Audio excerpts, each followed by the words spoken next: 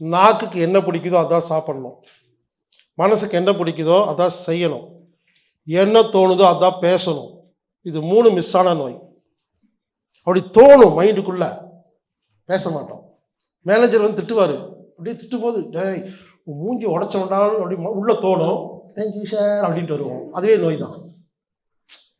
ஏங்க நம்ம என்ன தோன்றமோ பேசுறதே இல்லைங்க, என்ன பிடிக்குதோ செய்யறதே இல்லைங்க, என்ன பிடிச்சிருக்கோ சாப்பிட்றதே இல்லைங்க. இந்த உடம்பு என்ன சத்தியத்துக்கு கட்டுப்பட்டு ஏதோ கூட இருக்குதுங்க. பார்த்து பார்த்து அப்புறம் ஒரு நாள் எஸ்கேப் ஆயிடுது. பாடா ஒன்றுமே பண்ண மாட்டேங்கிற எனக்கு போயிருது. அதுவும் எவ்வளோ நேரம் தான் கூட இருக்கும். ஸோ புரிஞ்சுக்குங்க, எனக்கு நிறைய விஷயம் எனக்கு என்ன மறக்கிற விஷயங்கள் இருக்குதுங்க. அது யாரையும் டிஸ்டர்ப் பண்ணாதுங்கிறங்க. சில பாட்டு கேட்டால் என்ன மறப்பேன், அந்த பாட்டு எப்பவுமே வச்சுருப்பேன். எப்பப்பெல்லாம் எனக்கு போர் அடிக்குதோ அந்த பாட்டு போட்டு கேட்பேன், என்னை மறந்துடுவேன்.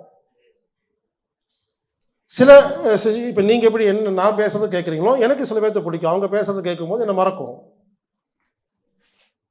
சில படங்கள்ங்க, சில படங்களை பார்த்தா அந்த படம் பார்த்தா மட்டும் என்ன மறந்துடுவேன். வசூல் ராஜா MBBS, ஆளினால் அழகுராஜா, இந்த மாதிரி பட்டத்து யானை முழு நேரம் காமெடியாக இருக்கணும். சீரியஸ் எல்லாம் பார்க்க மாட்டோம், முழு நேரம் எடுத்து அப்படி காமெடியாக போகணும். ஒரு கண்ணாடி எங்கே சீன் போகும் அப்படி பார்த்துட்டு ஒரு அரை மணி நேரம் பார்ப்போம், சும்மா கேட்போம், அரை மணி நேரம் பார்ப்போம், ரிலாக்ஸ் ஆகிடும், அடுத்த வேலையை பார்ப்போம். ஏன்னா நான் ஒரு அரை மணி நேரம் பிடிச்ச மாதிரி வாழ்ந்துருக்கேன். ஆமாங்க, சில பேருக்கு எம்ஜிஆர் கூட அவ்வளோ பிடிக்கும்னா நீங்கள் ஒன்று பண்ணுங்க, உண்மையிலே சொல்கிறேங்க, எல்லா வேலையும் முடிச்சுட்டு டெய்லி ஒரு எம்ஜிஆர் படத்தை ஒரே படத்தை 5 முறை நீங்கள் பார்க்கலாம், தப்பு இல்லைங்கிறங்க. நீங்கள் புரிஞ்சிக்க வேண்டியது பிடிச்ச விஷயத்தை திரும்ப திரும்ப செய்கிறது தப்பில்லை, அதான் சொல்ல வரேன். அது ஒரு சக்தி. அப்போ என்ன புரியுது, மனம் அப்படிங்கிற டாப்பிக்கில் முக்கியமான விஷயம் என்னன்னா, நம் மனதுக்கு பிடித்த மாதிரி வாழும் நேரம் குறைவதே வியாதி.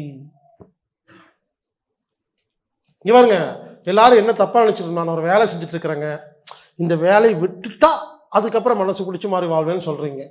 ஒரு சில பேர் குழந்தை பிறந்துடுச்சுங்க, அதை மட்டும் நான் பெருசாக்கி கல்யாணம் பண்ணி கொடுத்தா, அப்படியெல்லாம் இல்லைங்க. அப்படி சொன்னால் வாழ்வாமல் சொல்லிட்டே தான் இருக்கணும்.